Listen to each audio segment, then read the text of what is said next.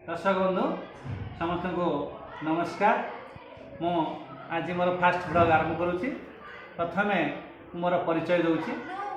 जदि आम पृथ्वी को मु गोटे गड़िया बोलिकी भावे से गड़िया मध्य जो पद्मफुल फुटी थाए से हूँ मो देश भारत एवं से पद्मफुल भितर गोटे केशर थाए से हूँ मो राज्य उड़ीसा।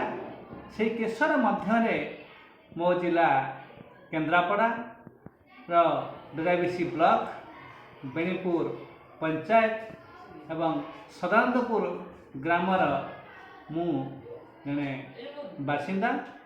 मो ना हूँ विभूति भूषण घड़ाई। तेणु मोर आज प्रथम ब्लॉग आरंभ करुच्ची। तेणु आपण समस्ते देखु एवं यदि भल लगुच सब्सक्राइब करेंगे और लाइक करेंगे और सांघातिक पाखक शेयर करेंगे।